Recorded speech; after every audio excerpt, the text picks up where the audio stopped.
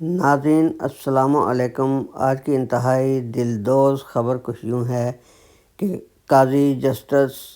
فائز عیسیٰ نے عوام کی پسند اور ان کے ارمانوں کا خون اس وقت کر دیا جب پی ٹی آئی سے بلے کا نشان چھین کر اس کا وجود سیاسی منظر سے ہٹا دیا گیا۔ نہ بلہ ملا نہ بلے باز، قدرت بھی ہے بڑی کارساز، اب پی ٹی آئی کا نشان بنے گی فقط خان کی ہی اپنی آواز۔ ایسا کیوں کیا گیا؟ جی ہاں، صرف اس لیے کہ پیسے کی جھلک ان کی آنکھوں کو چکا چوند کر گئی اور انہوں نے مستند چور، ڈاکو اور مجرم خاندان کو ایک بار پھر عوام پہ مسلط کر کے عوام کے ارمانوں کا خون بہانے کے لیے تخت شاہی پر بٹھانے کی راہ ان کے لیے ہموار کر دی۔ دوسرے لفظوں میں آج قاضی عیسیٰ صاحب نے حقیقتاً ثابت کر دیا courts are the beaches of the riches, اور دوسری طرف انٹرنیشنل پائریٹ نے ثابت کر دیا کہ دولت ہو تو موت کے علاوہ ہر چیز دولت کی لشکار اور سونے چاندی کی جھنکار کے عوض منصفوں اور طاقتوروں کے ضمیروں کو بھی خرید سکتی ہے۔ ناظرین، آج کے اس فیصلے سے عمران نہیں ہارا، پی ٹی آئی نہیں ہاری، شریف خاندان ہارا ہے اور نون لیگ ہاری ہے۔ انصاف کا جنازہ نکلا ہے اور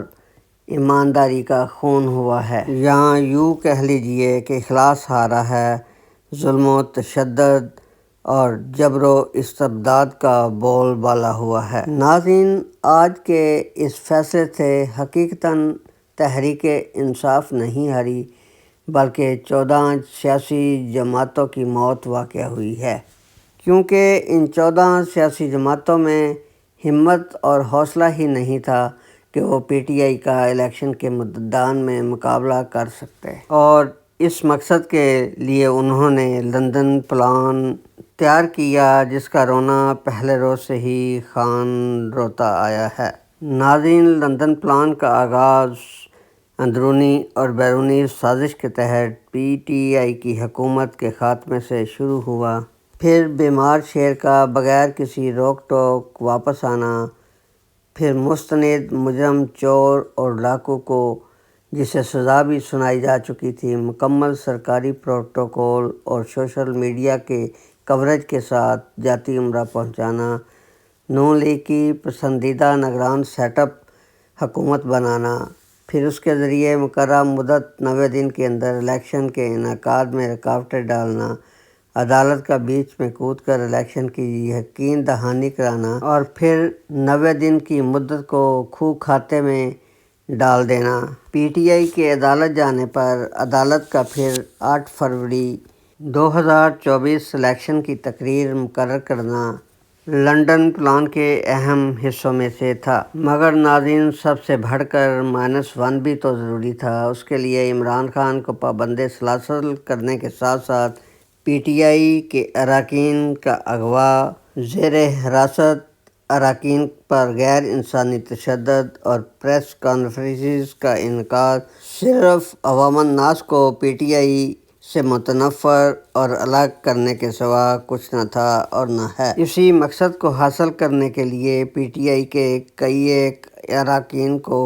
اغوا کر کے نامعلوم بنا کر ان پر جبر و تشدد اور ظلم و استبداد کے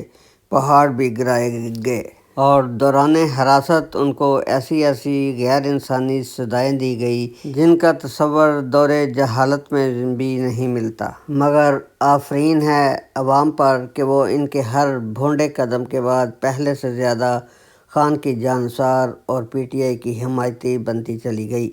اب وہ وقت آن پہنچا ہے کہ خیبر سے کراچی تک صرف خان اور پی ٹی آئی کا طوطی ہی بولتا نظر آتا ہے، جبکہ دوسروں کو سیاسی میدان میں نہ صرف مایوسی بلکہ عوام کے ہاتھوں